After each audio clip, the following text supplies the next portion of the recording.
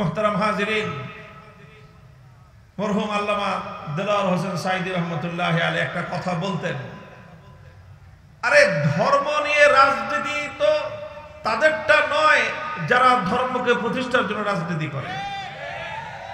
আলহামদুলিল্লাহ আমরা তো আল্লাহর জমিনে আমাদের ওপেন বক্তব্য, পরিষ্কার ঘোষণা, জীবনের লক্ষ্য আমাদের আল্লাহর জমিনে আল্লাহর দ্বীনকে জিন্দা করব, আল্লাহর জমিনে আল্লাহর দ্বীনকে বিজয়ী করব, আল্লাহর জমিনে কোরআনী শাসন কায়েম করব, আল্লাহর জমিনে খেলাফত কায়েম করব।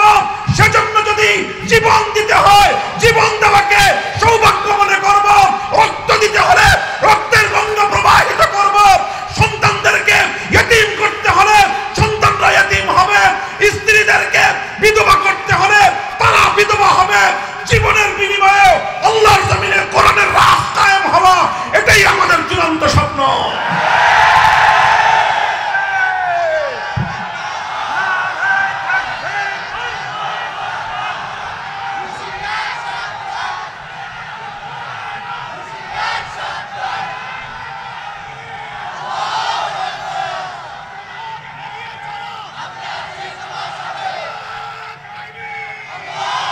সমাজ বিনির্মাণের সামাজিক উদ্যোগকে সামনে রেখে বাইতুল হুদা জামে মসজিদ এবং এলাকাবাসীর উদ্যোগে আজকের এই তাফসীরুল কুরআন মাহফিলের সর্বশেষ অধিবেশন, এই অধিবেশনে এই পর্যায়ে আপনাদের সম্মুখে তাকরীর পেশ করছেন শাইখুল হাদিস ইবনে শাইখুল হাদিস খেলাফত মজলিসের সম্মানিত আমির, বাংলাদেশের তাওহীদি জনতার প্রাণ পুরুষ, মুসলিম কারা নির্যাতিত নেতা শাইখুল হাদিস আল্লামা মামুনুল হক সাহেব। বয়ান পেশ করছেন আল্লামা মামুনুল হক সাহেব। লিল্লাহ তাকবীর, লিল্লাহ তাকবীর। আল কোরআনের আলো, আল হাদিসের আলো, তোমার নেতা আমার নেতা, তোমার নেতা আমার নেতা, আলেম ওলামা যেখানে, আল্লাহর আইন যেখানে, লিল্লাহ তাকবীর। আমি মুহতারাম মেহমানকে তার গুরুত্বপূর্ণ নসিহত পেশ করার জন্য গ্রামবাসীর পক্ষ থেকে অনুরোধ জানাচ্ছি। উত্তর পাশে আমাদের 2 নম্বর মাঠ বানানো আছে, যারা জায়গা পান নাই এখানে চলে আসবেন, আর কোনো কথা হবে না। আসসালামু আলাইকুম ওয়া রাহমাতুল্লাহ। ইন্নাল হামদালিল্লাহ নাহমাদুহু ওয়া নাস্তাঈনুহু ওয়া নাস্তাগফিরুহু ওয়া নু'মিনু বিহি ওয়া নাতাওয়াক্কালু আলাইহি ونشهد أن لا إله إلا الله وحده لا شريك له ونشهد أن سيدنا ومولانا محمدا عبده ورسوله صلى الله تعالى عليه وعلى آله وأصحابه وبارك وسلم تسليما كثيرا. أما بعد فأعوذ بالله من الشيطان الرجيم. بسم الله الرحمن الرحيم. ألم تر إلى الذين يزعمون أنهم آمنوا بما أنزل إليك وما أنزل من قبلك يريدون أن يتحاكموا إلى الطاغوت وقد أمروا أن يكفروا به ويريد الشيطان أن يضلهم ضلالا بعيدا. بارك الله لنا ولكم في القرآن العظيم ونفعنا وإياكم بالآيات والذكر الحكيم. اللهم صل على محمد وعلى آل محمد كما صليت على إبراهيم وعلى آل إبراهيم إنك حميد مجيد اللهم بارك على محمد وعلى آل محمد كما باركت على إبراهيم وعلى آل إبراهيم إنك حميد مجيد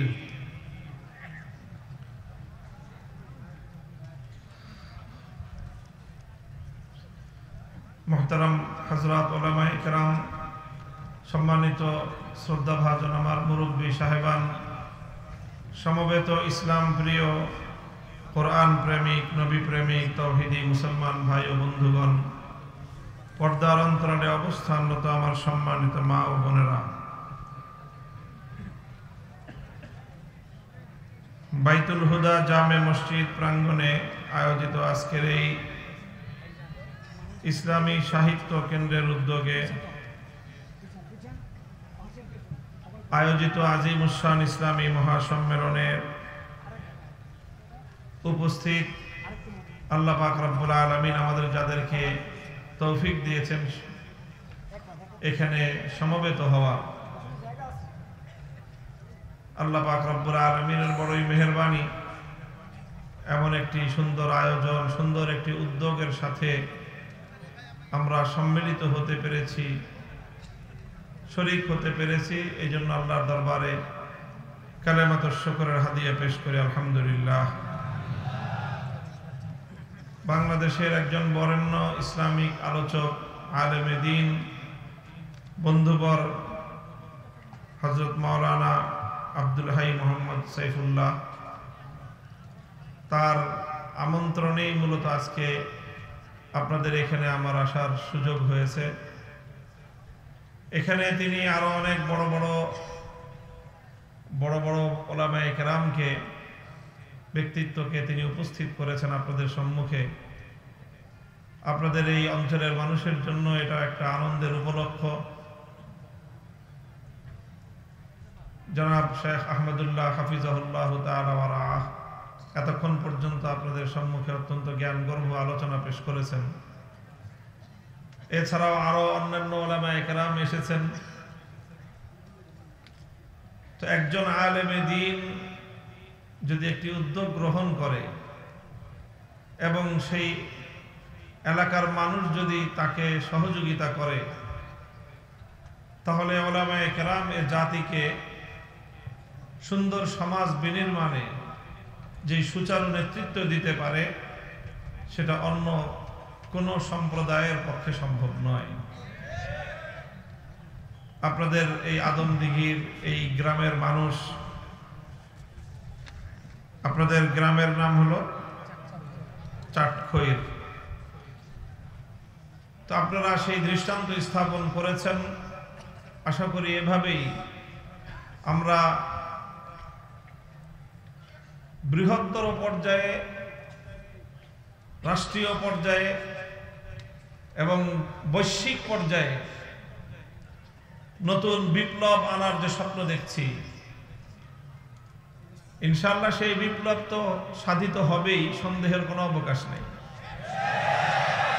কামা আন্না দুনাল ইয়াউমি আল গাদ আজ রাত অবসান হওয়ার পর যেরকম আগামীকাল প্রত্যুষে সূর্যের উদয় ঘটবে নতুন আলো উদ্ভাসিত হবে নতুন দিন আসবে এ কথায় যেরকম সন্দেহের কোনো অবকাশ নেই সারা পৃথিবী জুড়ে বিস্তৃত বর্তমান এই জাহেলিয়াতের কবর রচিত হয়ে তার ধ্বংসস্তূপের উপর ইসলামের বিজয়ের পতাকা উঠবে রূপবার সাধ্য পৃথিবীর কোনো শক্তির হবে না ইনশাআল্লাহ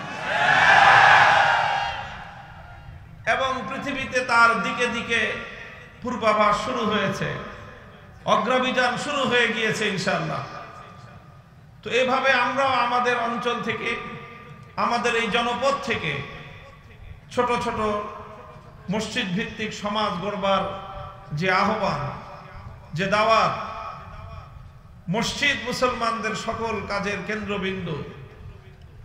এই মসজিদ ভিত্তিক সমাজ যদি আমরা নির্মাণ করতে পারি আজকে ক্ষুদ্র পরিসরে, এটাই আগামী দিনে বৈশ্বিক পরিসরে ইসলামের বিজয়ের প্রথম ধাপ হিসেবে বিবেচিত হবে ইনশাআল্লাহ। আল্লাহ পাক রব্বুল আলামিন আপনাদেরকে কবুল করুন, আপনাদের এই উদ্যোগকে আল্লাহ পাক সাফল্যমণ্ডিত করুন। মুহতারাম হাজিরিন, আমি আপনাদের সম্মুখে কোরআনে কারীমের সূরাতুন নিসার ৬০ নম্বর আয়াতটুকু তেলাওয়াত করেছি। সংক্ষিপ্তভাবে এই আয়াতের উপর কিছু আলোকপাত আমি করব আপনাদের সম্মুখে। আপনারা যেমনটা জানেন, আমার আলোচনার অনেকেই শুনে থাকেন। বর্তমান মিডিয়া এবং সামাজিক যোগাযোগ মাধ্যমের কল্যাণে সামনাসামনি দেখা হোক বা না হোক, যারাই কথাবার্তা বলি আমরা কিছু মানুষের সামনে আমাদের আলোচনা শুনে আপনারা অভ্যস্ত। আপনারা জানেন যে একটা বিষয় আমার আলোচনার মধ্যে প্রাধান্য পায়, সেই বিষয়টা হলো রাষ্ট্র এবং রাজনীতি। আমি রাষ্ট্র এবং রাজনীতি নিয়ে কিছু কথা আমার আলোচনার মধ্যে থাকেই, এবং এটা আমি পরিকল্পিতভাবে এবং এটা আমি টার্গেটকৃতভাবেই বলে থাকি, ইচ্ছাকৃতভাবেই বলে থাকি। আমার এই কথাগুলো বিপুল পরিমাণ ধর্মপ্রাণ মুসলমানদের মধ্যে যেরকম উদ্দীপনা তৈরি করে, উৎসাহ জাগায়, আবার অনেক মানুষের মধ্যে এক ধরনের বিরক্তি অথবা অ্যালার্জির চুলকানির উপদ্রব তৈরি করে। আমাদের সমাজে কিছু মানুষের মধ্যে পশ্চিমা জাহিলিয়াত, ইসলাম বিরোধী পশ্চিমা যে সমাজ ব্যবস্থা, ইহুদিবাদী যে বিশ্ব ব্যবস্থা তৈরি করা হয়েছে, তারা মানুষের মধ্যে, বিশেষ করে মুসলমানদের মধ্যে পর্যন্ত এইরকম একটা মনোভাব সৃষ্টি করতে চেষ্টা করেছে এবং অনেকাংশে তারা সফল হয়েছে। সেটা হলো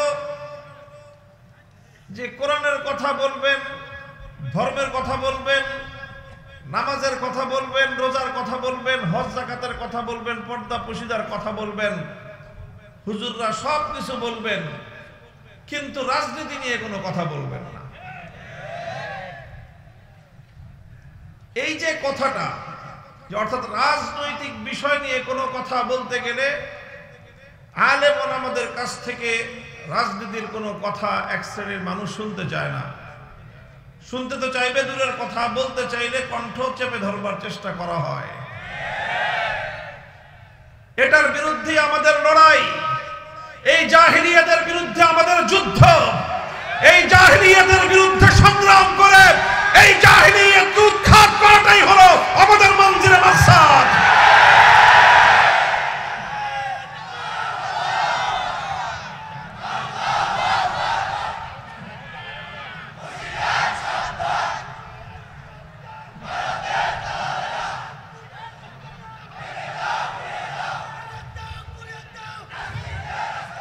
আমরা ইসলামী জীবন ব্যবস্থার প্রতিটি দিক নিয়ে কথা বলবো।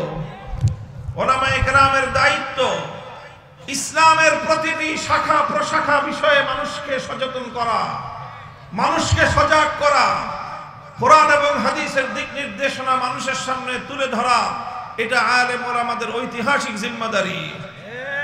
মানুষের ঈমান আকীদা নিয়ে যেমনি ভাবে তারা কথা বলবে, মানুষের ঈমান আকীদায় ত্রুটি বিচ্যুতি দেখা দিলে সেই ঈমান এবং আকীদাকে পরিশুদ্ধ করবার জন্য, মানুষের ঈমান দুরুস্ত করার জন্য মানুষকে কোরআন এবং হাদিসের দিক নির্দেশনা, ঈমান এবং আকীদার কথা তুলে ধরা আলেমদের দায়িত্ব।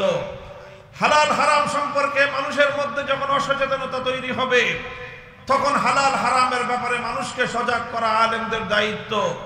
ইসলামী শরীয়তের ফরজ বিধিবিধান সংক্রান্ত বিষয়ে যখন মানুষের মধ্যে গাফলতি দেখা দিবে, মানুষকে ফরজ বিধিবিধান সম্পর্কে জাগ্রত করা, এটা আলেম ওলামাদের দায়িত্ব। মানুষের মধ্যে যদি আচার আচরণগত ভাবে, মানুষের মধ্যে পারস্পরিক মুআশারাত এবং মানুষের সামাজিক আচার আচরণের ব্যাপারে যদি ইসলামের বিধিবিধান লঙ্ঘিত হতে দেখা যায়, সেই ব্যাপারে সমাজকে, মানুষকে জাগ্রত করা, মানুষকে সচেতন করা, এটা আলেম ওলামাদের দায়িত্ব। ব্যবসা বাণিজ্যের লেনদেনের মধ্যে যদি মানুষ শরীয়তের সীমা লঙ্ঘন করতে থাকে, তখন সেই সমাজকে, সেই জাতিকে, সেই মানুষকে ব্যবসা বাণিজ্যের ক্ষেত্রে আল্লাহর হুকুম শরীয়তের বিধান মানতে উদ্বুদ্ধ করা, তাদেরকে সতর্ক করা, তাদেরকে সচেতন করা, এটা আলেম ওলামাদের দায়িত্ব। প্রতিটি বিষয়ে যেমনি ভাবে আলেম ওলামাদের দায়িত্ব, ঠিক তদ্রূপ যখন রাষ্ট্র এবং রাজনীতি ইসলামের বিরুদ্ধে পরিচালিত হতে থাকে, মুসলিম সমাজের রাষ্ট্র ব্যবস্থা যখন মুসলমানদের ঈমান হরণ করতে চেষ্টা করে, মুসলমানদের মধ্যে যখন ঈমান বিধ্বংসী কুফরি রাজনীতির মহামারী তৈরি হয়, তখন আলেম সমাজকে ঠিক একইভাবে কুফরি রাষ্ট্র ব্যবস্থা রাজনীতির বিরুদ্ধে কথা বলবার জন্য যে কোনো ঝুঁকি গ্রহণ করা, সেটাও আলেমদের ঐতিহাসিক দায়িত্ব। মুহতারাম হাজিরিন, একটু পরে তাকবীর দিবেন। আল্লাহ পাক রব্বুল আলামিন তৌফিক দান করেন। দেখেন, কথা প্রসঙ্গে কথা চলে আসে, কিছু কথা বলতে গেলে অনেক রাজনৈতিক প্রসঙ্গ আসবে। মূলত আমরা কোরআনে কারীমের প্রতিটি জীবন দর্শন যেরকম মানুষের সামনে তুলে ধরি, কোরআনে কারীমের এবং ইসলামের অন্যতম একটি গুরুত্বপূর্ণ বিধান হলো ইসলামের রাজনৈতিক দর্শন, ইসলামের রাষ্ট্র ব্যবস্থা, ইসলামের রাজনৈতিক মতবাদ। সেই কথাগুলো মানুষের সামনে বলতে হয়। আমার একটা ছোট্ট অ্যানালাইসিস হলো, আমার ছোট্ট একটা পর্যবেক্ষণ হলো, বর্তমানে মুসলিম বিশ্বের মধ্যে, বিশেষ করে আমাদের দেশে, নানাভাবে মানুষের ঈমান, আমল, আকীদা নানাভাবেই ক্ষতিগ্রস্ত হচ্ছে। নানাভাবে সিনেমা, নভেল, নাটক ইত্যাদির মাধ্যমে মুসলমানদের ক্ষতি হচ্ছে, তবে মুসলমানদের আমলের ক্ষতি হয়। চুরি, ডাকাতি, ছিনতাইয়ের মাধ্যমে মুসলমানদের ক্ষয়ক্ষতি হয়, মুসলমানদের সহায় সম্পদের ক্ষতি হয়। মাদকের করাল গ্রাস গোটা সমাজকে ছেয়ে নিচ্ছে, মাদকের দ্বারা মুসলমানদের আমল নষ্ট হয়, মাদক গ্রহণ করলে আমল নষ্ট হয়। সমাজে নানা ধরনের শিরক বিদআতের অনেক কার্যকলাপ পরিচালিত হচ্ছে। এই সমস্তের দ্বারা সমাজ মুসলমানদের সুন্নতের উপর আমলের যেই বিধিবিধান, সেটা ক্ষতিগ্রস্ত হয়। তবে সবচেয়ে বেশি ভয়ঙ্কর যে প্রবণতা মুসলমানদের মধ্যে পরিচালিত, যেটার দ্বারা মুসলমানদের ঈমান নষ্ট হয়, তার মধ্যে সবচেয়ে উল্লেখযোগ্য বিষয় হলো বর্তমান প্রচলিত পশ্চিমা রাজনীতি ব্যবস্থা। সেই রাজনীতির মাধ্যমে সবচেয়ে বেশি মুসলমানদের ঈমান হরণ হয়। অথচ এই বিষয়ে আমরা অনেকটাই নীরব দর্শকের ভূমিকা পালন করি। আল্লাহ পাক রব্বুল আলামিন এই রাজনৈতিক আক্রমণ থেকে মুসলমানদের ঈমান এবং আমলকে হেফাজত করেন। মুহতারাম হাজিরিন, এই যে একটা রাজনৈতিক পট পরিবর্তন বাংলাদেশে ঘটেছে,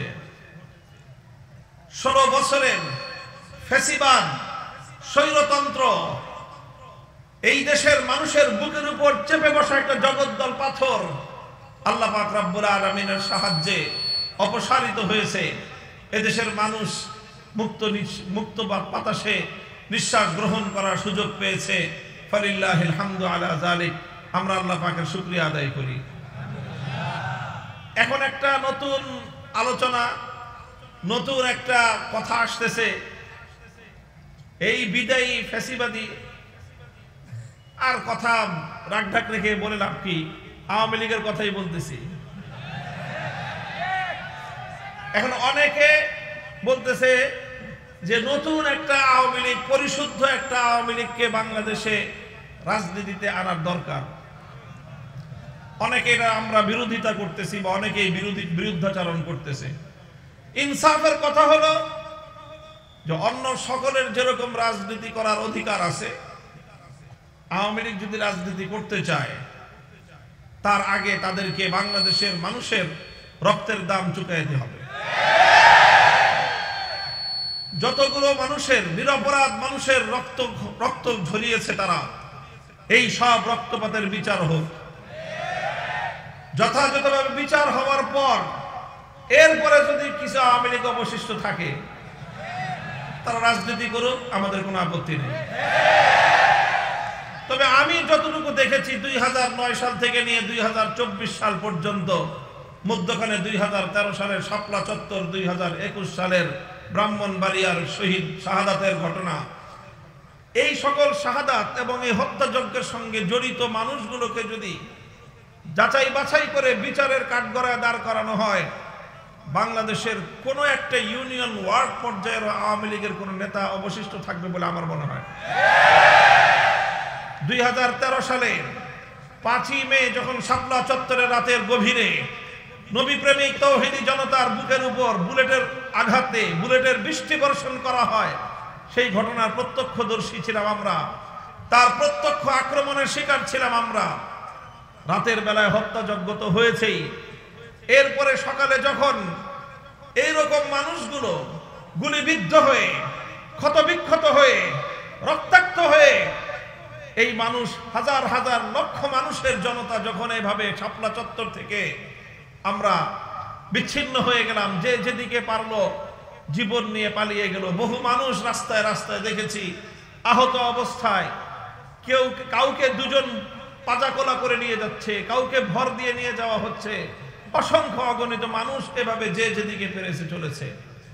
রাজধানী ঢাকার এমন কোন হাসপাতাল অবশিষ্ট ছিল না যে হাসপাতালগুলোতে আহত মানুষগুলো গিয়ে আশ্রয় না নিয়েছে। প্রতিটি হাসপাতালে কিছুক্ষণের মধ্যেই দুর্বৃত্ত, সেই সময়কার ক্ষমতাসীন দলের দুর্বৃত্তরা প্রতিটি হাসপাতালে গিয়ে রেড দিয়েছে এবং কোথাও কোনো হাসপাতালে শাপলা চত্বরের আহত সেই নবী প্রেমিক জনতা চিকিৎসা গ্রহণ করবার সুযোগ পর্যন্ত পায় নাই। হাসপাতালগুলোতে গিয়ে সেই আহত অর্ধমৃত মানুষগুলোর উপর নতুন করে টর্চার চালানো হয়েছে। বাংলাদেশের কোথাও কোনো bus stand, rail station, launch station, কোনো একটা স্টেশন এমন অবশিষ্ট ছিল না যেখানে শাপলা চত্বর থেকে নবী প্রেমিক জনতা যখন নেমেছে, স্থানীয় গুন্ডা পান্ডা নিয়ে আওয়ামী নেতারা তৌহিদি জনতার উপর হামলা না চালিয়েছে। এরপরে 2024-এর জুলাই আগস্টে ওপেন সারা দুনিয়ার মানুষের কাছে অজস্র অগণিত প্রমাণ, শুধু বাংলাদেশের মিডিয়া নয়, সামাজিক যোগাযোগ মাধ্যম, আন্তর্জাতিক পর্যায় পর্যন্ত, জাতিসংঘ পর্যন্ত সকলের কাছে তার প্রত্যক্ষ দৃষ্টান্ত বিদ্যমান। অসংখ্য অগণিত বুলেটের আঘাত এবং প্রতিটি তৃণমূল পর্যায়ের ছাত্রলীগ, যুবলীগ, আওয়ামী লীগের নেতারা তারা ওপেন খোলা মাঠে বন্দুক নিয়ে, রিভলভার নিয়ে ছাত্র জনতার বিরুদ্ধে, তৌহিদি জনতার বিরুদ্ধে বুলেটের আঘাত ছুড়ে মেরেছে। এইভাবে যদি বিচার করা হয়, এই সকল ডকুমেন্টগুলোর উপর ভিত্তি করে যদি জুলাই হত্যাকাণ্ড, 2021-এর হত্যাকাণ্ড, 13 সালের হত্যাকাণ্ডের যদি বিচার করা হয়, তাহলে একজনে বলেছে 300 আসনে নির্বাচন করার প্রার্থী পাওয়া কঠিন হবে আওয়ামী লীগের। এরপরে যদি পাওয়া যায় করুক নির্বাচন, যদি এই সব বিচার হওয়ার পরে যদি আওয়ামী লীগ রাজনীতি করতে চায় করুক।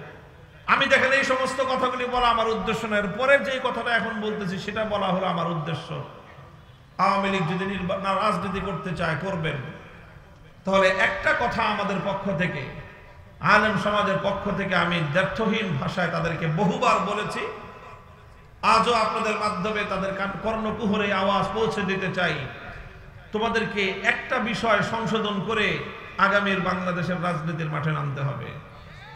সেই বিষয়টা হলো যে আওয়ামী লীগের লোকজনের একটা স্বভাব, তারা মুসলমানরা নামাজ পড়ে, নামাজ নিয়ে আমাদের সঙ্গে তাদের খুব একটা বিতর্ক নাই, রোজা রাখে বিতর্ক নাই, ঈদের নামাজ নিয়ে বিতর্ক নাই, জানাজার নামাজ নিয়ে বিতর্ক নাই, অন্যান্য ধর্মীয় কর্মকাণ্ড নিয়ে বিতর্ক নাই।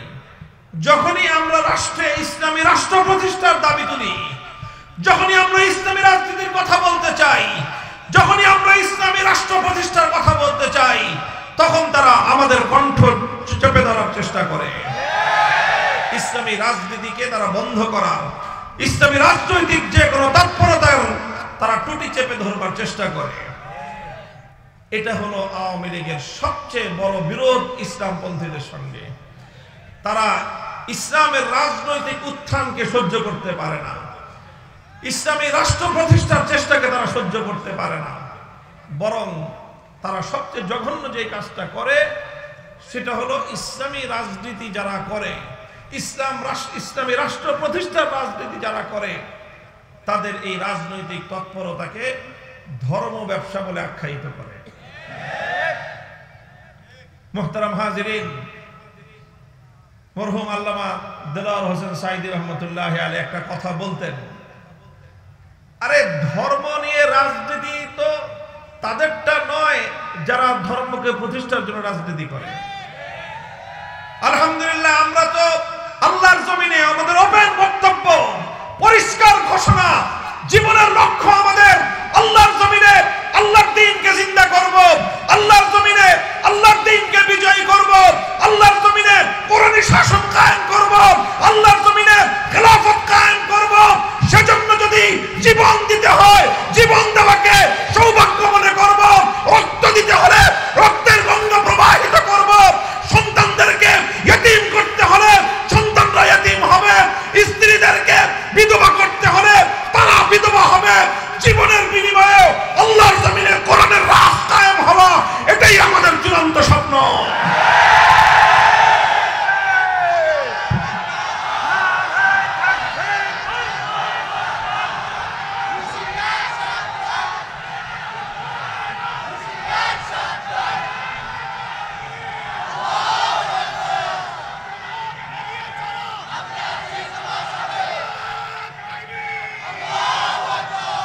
এটা তো আমাদের পরিষ্কার কথা। আমরা আমাদের সব কিছুর বিনিময়ে হলেও আল্লাহর জমিন আল্লাহর দ্বীনকে বিজয়ী করতে চাই, কোরআনের রাজ কায়েম করতে চাই, আমি শাসন ব্যবস্থা প্রতিষ্ঠা করতে চাই, আল্লাহর এই জমিনকে আল্লাহর আইন দ্বারা আমরা শাসন এবং পরিচালনা করতে চাই। আল্লাহর পক্ষ থেকে আমাদেরকে যে খেলাফতের মহান জিম্মাদারি দেওয়া হয়েছে, সেই খেলাফতের দায়িত্বে সারা পৃথিবীতে আমরা আল্লাহ পাক রব্বুল আলামিনের খেলাফতের সোনালী শাসন ফিরিয়ে আনতে চাই। আমাদের এই কথার মধ্যে কোনো রাগঢাক নাই, কোনো রাগঢাক নাই, কোনো গোপনীয়তার কিছু নাই। এটা আমাদের ওপেন চ্যালেঞ্জ, আমরা এটাই করতে চাই। কাজেই আমরা কোরআনের জন্য জীবন দিতে প্রস্তুত। আমরা কোরআনকে তেলাওয়াত করি, আমরা আল্লাহর কোরআনকে জানার চেষ্টা করি, কোরআনের জ্ঞান অর্জন করার চেষ্টা করি, কোরআনের আহ্বান মানুষের কর্ণকুহরে পৌঁছে দেওয়ার পয়গাম নিয়ে আমরা দুনিয়াতে ফেরি করি এবং আল্লাহর কোরআনের সমাজ বিনির্মাণ করবার জন্য, কোরআনের রাজ করবার জন্য আমরা আমাদের জীবনকে বাজি লাগাই। এটা আমাদের স্বপ্ন, এটা আমাদের সাধনা, এটাই আমাদের জীবন, এটাই আমাদের মরণ। তো কাজেই এটা আমাদের ব্যবসা না, এটা আমাদের জীবন। আল্লাহর কোরআন কায়েম করা, রাজনীতি করা আমাদের ব্যবসা নয়, এটা আমাদের জীবন, এটাই আমাদের সাধনা, এটার জন্যই আমরা বাঁচি, এটার জন্যই আমরা মরতে চেষ্টা করি।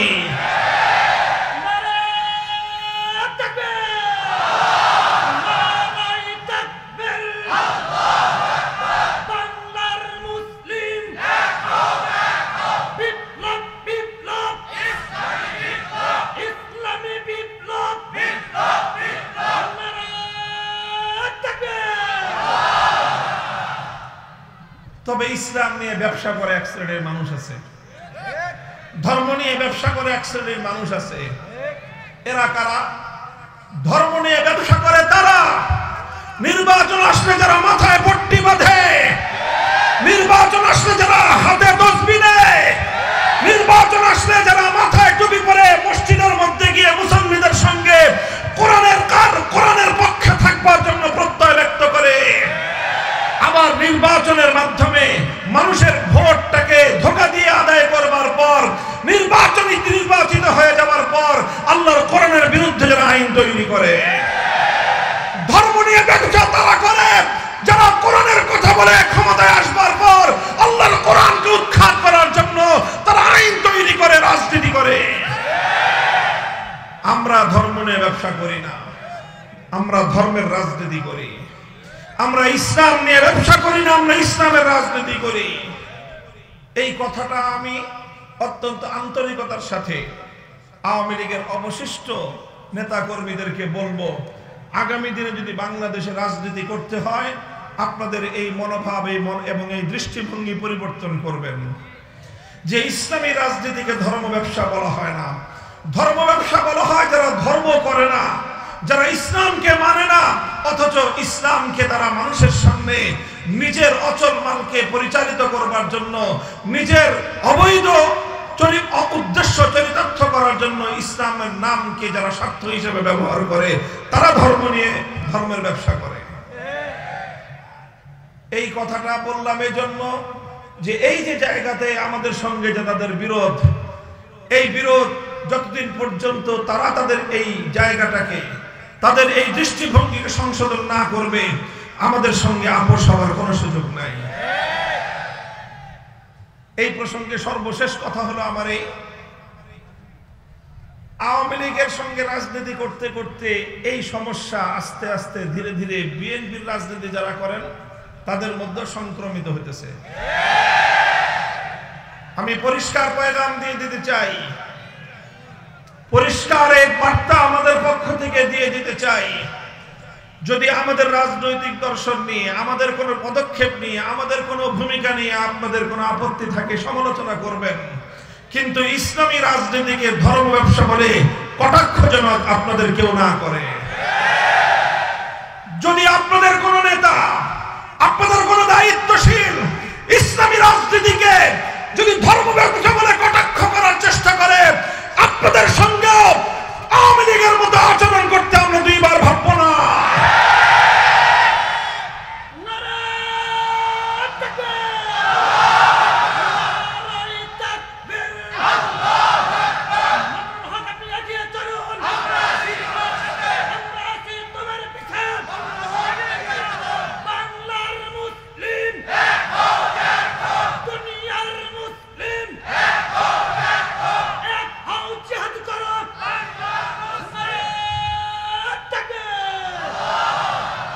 মোহতারাম হাজিরিন, কথাটা পরিষ্কার, সুন্দর একটা পরিষ্কার একটা বার্তা আমি বাংলাদেশে যারা ইসলাম বিরোধী রাজনীতি যারা করেন অথবা অনইসলামিক রাজনীতি যারা করেন তাদের প্রতি আমাদের পরিষ্কার বার্তা। এখন মুখে কথা বলছি, সুন্দরভাবে বুঝিয়ে বলছি, যদি আপনি ইসলামের বিরুদ্ধাচরণ করতে চান, গণতান্ত্রিক দেশে ইসলামের বিরুদ্ধাচরণ করতে পারেন।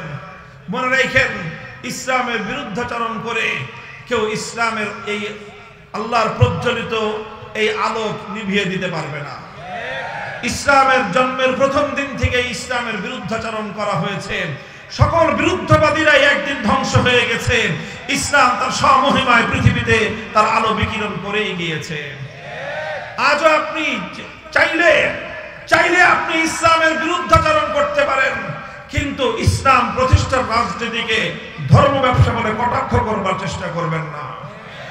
আজ এ কথা শান্ত কণ্ঠে বলছি, মনে রাখবেন, এ দেশে আমরা ধীরে ধীরে আলহামদুলিল্লাহ আল্লাহর কোরআনের প্রতি, ইসলামী অনুশাসনের প্রতি, ইসলামী শাসন ব্যবস্থার প্রতি, খেলাফতের শাসন ব্যবস্থার প্রতি, ইসলামী রাজনীতির প্রতি শুধুমাত্র আলেম সমাজ নয়, শুধুমাত্র মাদ্রাসা মসজিদের জনশক্তি নয়, প্রতিটি বিশ্ববিদ্যালয়ে, প্রতিটি ক্যাম্পাসে, প্রতিটি কলেজে, স্কুলে পর্যন্ত ইনশাআল্লাহ আল কোরআনের সৈনিক তৈরি হতে শুরু করেছে।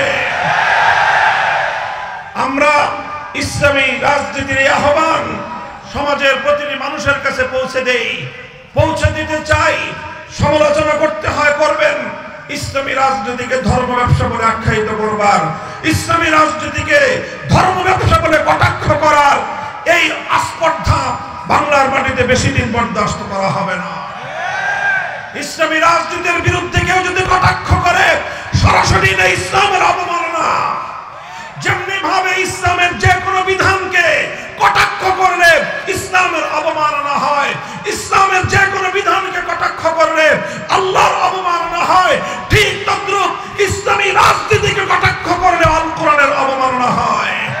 ইসলামী রাজনীতিকে কটাক্ষ করলে আল্লাহর অবমাননা হয়, ইসলামী রাজনীতিকে কটাক্ষ করলে ইসলামী শরীয়তের অবমাননা হয়, ইসলামী রাজনীতিকে কটাক্ষ করলে আল্লাহর জমিনে ইসলামী রাজনীতির প্রবর্তক নবী মুহাম্মদ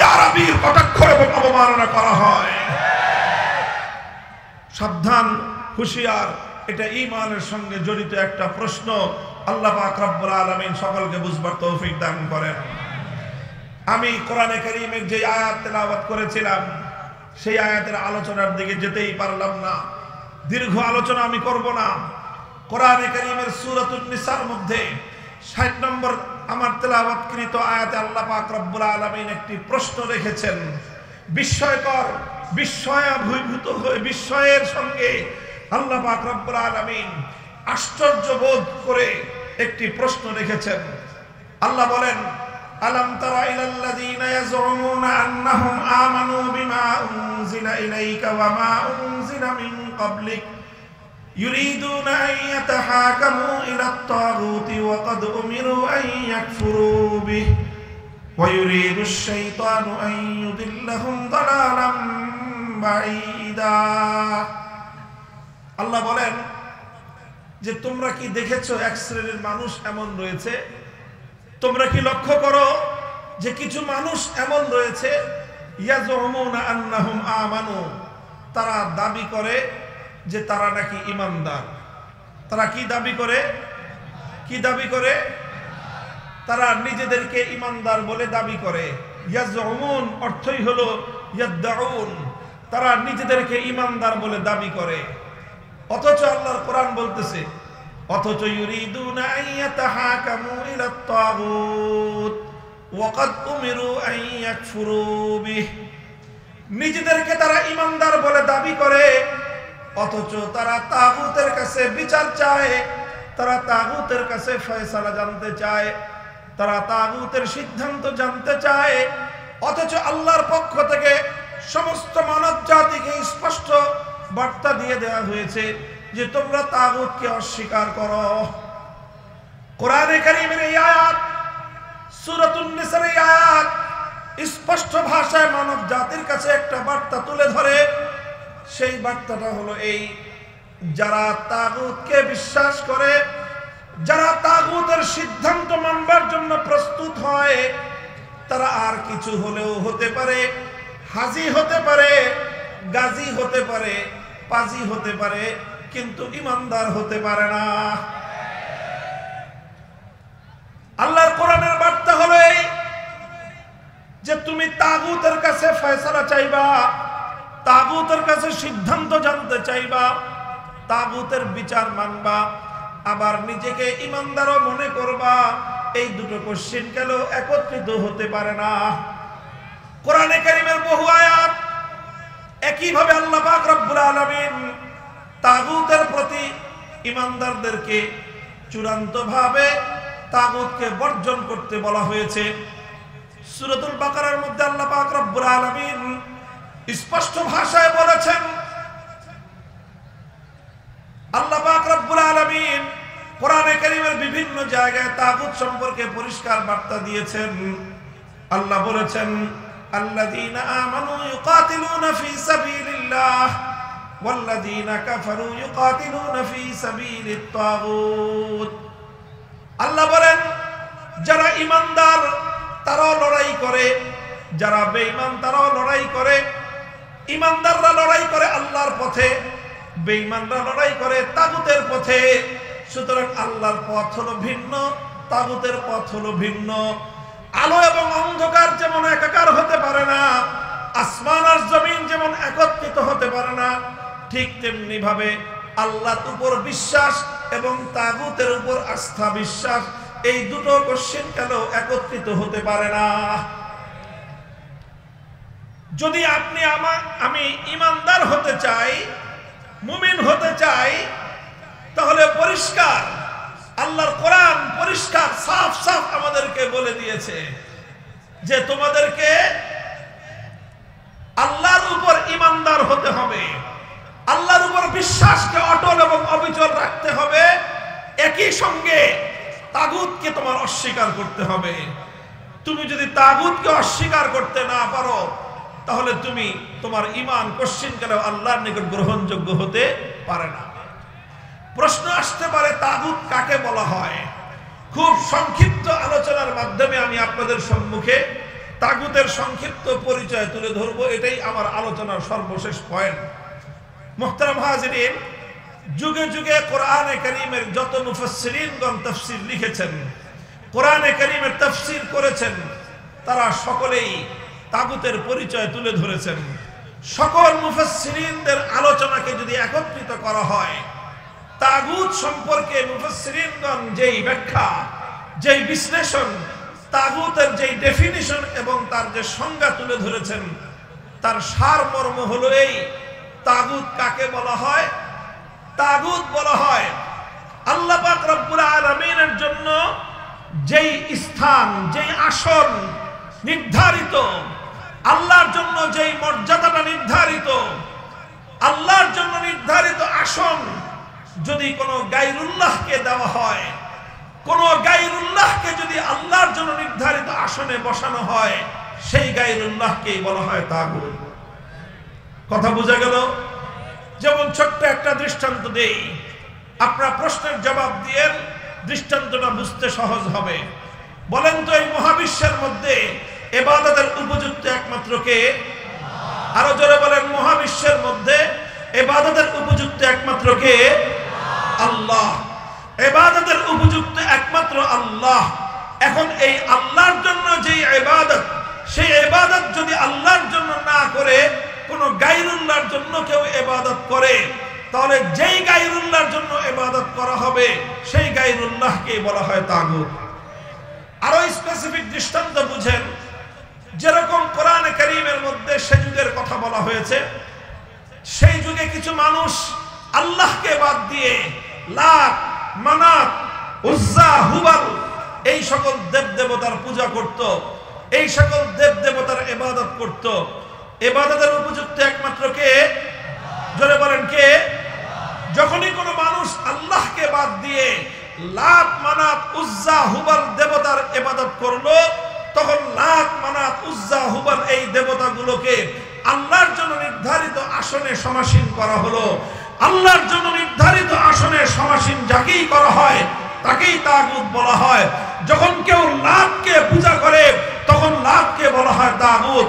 যখন কেউ মানাতকে পূজা করে মানাতকে বলা হয় তাগুত। যখন কেউ উজ্জা বা হুবালকে পূজা করে তখন উজ্জা বা হুবালকেই বলা হয় তাগুত। বর্তমান যুগের মানুষ লাত, মানাত, উজ্জা, হুবালের পূজা করে না। আজকের যুগের কিছু মানুষ তারা সরস্বতীর পূজা করে, আজকের যুগের কিছু মানুষ দুর্গার পূজা করে, আজকের যুগের কিছু মানুষ তারা কালীর পূজা করে। আল্লাহকে বাদ দিয়ে বিভিন্ন দেবদেবতার পূজা করে।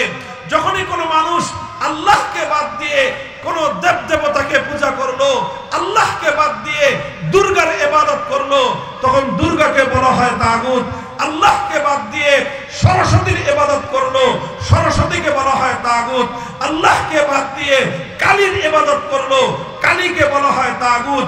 অর্থাৎ যে আসন একমাত্র আল্লাহর জন্য নির্ধারিত, সেই আসনে যদি কোনো গায়রুল্লাহকে বসানো হয়, সেই গায়রুল্লাহকেই বলা হয় তাগুত। তাগুতের পরিচয় বুঝতে পারলেন? এতক্ষণ পর্যন্ত আমি যেই তাগুতের কথা বললাম, এটা হলো ইবাদতের ক্ষেত্রে তাগুত। ঈমানের জন্য অপরিহার্য জরুরি বিষয় হলো প্রত্যেকটা মুমিনকে, প্রত্যেক ব্যক্তিকে একত্ববাদ তথা তাওহীদকে বিশ্বাস করতে হবে। তাওহীদ হলো ঈমানের সবচেয়ে গুরুত্বপূর্ণ বুনিয়াদ। ঈমানের সবচেয়ে গুরুত্বপূর্ণ বুনিয়াদ কি বললাম? বলেন কি? তাওহীদ। তাওহীদ মানে কি? একত্ববাদ। তাওহীদ মানে কি? একত্ববাদ। এই একত্ববাদের একটা অংশ হলো তাওহীদ ফিল ইবাদাহ। ইবাদতের মধ্যে আল্লাহর একত্ববাদকে মানতে হবে। ইবাদতের একমাত্র উপযুক্ত কে? জোরে বলেন, ইবাদতের একমাত্র উপযুক্ত কে? ইবাদতের উপযুক্ত একমাত্র আল্লাহকে বিশ্বাস করা, ইবাদতের উপযুক্ত একমাত্র আল্লাহকে স্বীকার করা, ইবাদতের উপযুক্ত একমাত্র আল্লাহকে মান্য করা, এটাকে বলা হয় তাওহীদ ফিল ইবাদাহ। আল্লাহকে বাদ দিয়ে যখন কোনো গায়রুল্লাহর ইবাদত করা হয়, এটাই হলো শিরক। আর যেই গায়রুল্লাহর ইবাদত করা হলো তাকেই বলা হয় তাগুত। ইবাদতের মধ্যে যেরকম তাওহীদকে বিশ্বাস করতে হয়, ঠিক তাওহীদের আরেকটা গুরুত্বপূর্ণ অংশ হলো তাওহীদ ফিল হাকিমিয়াহ। হাকিমিয়াতের অর্থ হলো এই আসমান এবং জমিন সহ মহাবিশ্বের মধ্যে মাখলুকাতের জন্য, সকল সৃষ্টি জগতের জন্য আইন তৈরি করবার, বিধান তৈরি করবার একমাত্র অধিকার কার? চিৎকার করে বলেন, এই মহাবিশ্বের মধ্যে আইন এবং বিধান তৈরি করবার চূড়ান্ত ক্ষমতা একমাত্র কার? এই মহাবিশ্বের মধ্যে ইবাদতের উপযুক্ত একমাত্র কে? ইবাদতের উপযুক্ত যেমন একমাত্র আল্লাহ, ঠিক তদ্রূপ মহাবিশ্বের মধ্যে আইন এবং বিধান তৈরি করবার একমাত্র অধিকার কার? একমাত্র অধিকার হলো আল্লাহর। ইবাদতের উপযুক্ত একমাত্র আল্লাহ, এটাকে বলা হয় তাওহীদ ফিল ইবাদাহ, ইবাদতের তাওহীদ। ঠিক তদ্রূপ আইন এবং বিধান তৈরি করবার ক্ষেত্রে চূড়ান্ত ক্ষমতা একমাত্র আল্লাহর, এটাকে বলা হয় তাওহীদ ফিল হাকিমিয়াহ, অর্থাৎ আইন তৈরি করবার, বিধান তৈরি করবার তাওহীদ। এবার আমি আপনাদেরকে জিজ্ঞাসা করি, কোন একজন মানুষ যদি আল্লাহরও ইবাদত করে আবার দুর্গারও পূজা করে, লোকটা ঈমানদার না বেঈমান? একজন মানুষ 24 ঘন্টার মধ্যে 23 ঘন্টা 55 মিনিট আল্লাহর ইবাদত করলো, শুধুমাত্র 5 মিনিটের জন্য কোন গায়রুল্লাহর ইবাদত করলো, কোন দেবতার পূজা করলো, আপনারা বলেন দেখি লোকটা ঈমানদার না বেঈমান? কারণ কি? সে তো 23 ঘন্টা 55 মিনিট অথবা 23 ঘন্টা 59 মিনিট সে একমাত্র আল্লাহর ইবাদত করলো, আর একটা মিনিট শুধুমাত্র আল্লাহকে বাদ দিয়ে কোন গায়রুল্লাহর ইবাদত করলো। এরপরে কি লোকটা ঈমানদার থাকতে পারে? কেন থাকতে পারবে না? কারণ ঈমানের সঙ্গে কোন শিরক গ্রহণযোগ্য হতে পারে। মুহতারাম হাজিরিন, কথাটা এই জায়গায় একটু লক্ষ্য করে বুঝুন, একটু মনোযোগ দিয়ে বোঝার চেষ্টা করুন। বড় এক ভয়াবহ বিপদের মধ্যে মুসলিম উম্মাহকে নিমজ্জিত করে দেয়া হয়েছে। ইসলামী রাজনীতি নিয়ে কোন কথা বলি, রাজনৈতিক বিষয় নিয়ে জন্যই কথা বলি, কারণ রাজনৈতিক কুফরি মতবাদের মাধ্যমে লক্ষ কোটি মুসলমানদের ঈমানকে যেভাবে হরণ করা হচ্ছে, অন্য কোন কার্যকলাপের মাধ্যমে এই পরিমাণ মুসলমানের ঈমান হরণ হয় না।